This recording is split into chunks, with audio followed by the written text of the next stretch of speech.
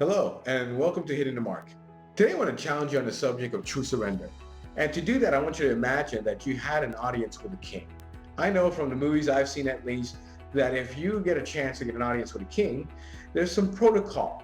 Usually that kingdom or that king will have some things that they require of anyone who wishes to see them. So in Matthew chapter 2, we see kind of this event unfolding with Jesus. So I'm going to read it to you. Matthew 2, verse 7 through 12. It says, Herod summoned the Magi to meet with him privately and asked them exactly when the star had appeared. Then he sent them to Bethlehem with these instructions. Search carefully for the king, and when you find him, let me know so that I too may go and worship him. After they had listened to the king, they went away, and the star which they had seen in the east went in front of them until it came and stopped over the place where the child was. When they saw the star, they were overjoyed. Upon entering the house, they saw the child with his mother Miriam, and they prostrated themselves and worshipped him. Then they opened their bags and presented him gifts of gold, frankincense, and myrrh. But they had been warned in a dream not to return to Herod, so they took another route back to their own country. I love this story. To me, this story will help us understand what it's like or what it should be to respond to a king. In other words, what I think is a great picture. And another thing, it will paint a portrait for us to understand what true surrender looks like. For instance, I remember as a young man going to church meetings. Now, in those days, what I remember that was very unique was that when people went to church, they would usually find a private corner or kneel right there in the pew or the bench and pray before anything else would happen. So when I went to church as a young man, I would do the same thing. I would pop down and pray before the meeting began. Now, let me give you a sneak peek of what that prayer time was like. Now, what I would do in my personal prayer time is I went down a mental checklist. I would cover a bunch of do's and don'ts that I needed to correct before church would begin. I would, of course, cover all the sins that I felt had accumulated until this meeting, and all the things that I knew that I had not done that I needed to do before this meeting. So to me, that was what church was all about. That's what my faith looked like. Now, the next thing I would do is I would verbally begin engaging in worship. It was kind of like me checking in, kind of like dusting off and telling God, hey, God, I'm here. Here's what I didn't realize that I was also doing. I was also demonstrating that God's authority over my life was extremely limited.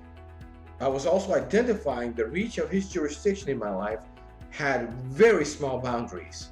Furthermore, I was also communicating that God's sovereignty really didn't matter in my life unless I was praying. Now, this pattern continued even when I got older and into my early years of ministry. Now, there's this notion out there that I really want to challenge. The notion is that that if our hearts are in the right place, that if we feel good about ourselves and our position, we can give God anything we want and he'll be pleased with it. Because ultimately, that's what he's looking for, is just the condition of our hearts. And I'm not quite sure we got that right. Now consider this. If he's really King of Kings and Master over all, what right do we have to outline the jurisdiction of what he has authority over? So if I'm claiming that I'm surrendering, yet I'm only surrendering a certain aspect or a certain area of my life or a certain limited space in my life, am I really surrendering? Or am I the one telling the king, look, king, this is what you get. This is what you need to be happy with right now. You should be happy because I am doing this willfully. The truth is, you and I do not have the authority to outline the jurisdiction of God's authority, the jurisdiction of his sovereignty. He is King of Kings. He is Lord of Lords. And so you should assume that if he asks for surrender, it's going to be an unconditional surrender. There is no scriptural reference to any type of acceptable, conditional, limited surrender. There are no stories. Actually, in Scripture, what we encounter is just the opposite. What we see in Scripture is a God who's always required all, a God who's always required the whole thing. And if there's anything that can get humanity in trouble with God, it's this idea that we decide, we govern the level of authority God can have in our lives. Now, I know this sounds prevalent because I have friends who say, listen, I'm trying, I'm giving God more and more and more, as if God is actually impressed. Now listen, you and I need to understand that while we're trying to work this out, we're trying to figure out how to give it all in, that does not change who God is. That does not change his authority and his sovereignty. It does not change that he's King of Kings and Lord of Lords. You and I need to understand that we're not surrendered until we accept that. That is our drive. God is not a God who negotiates a deal. He's God.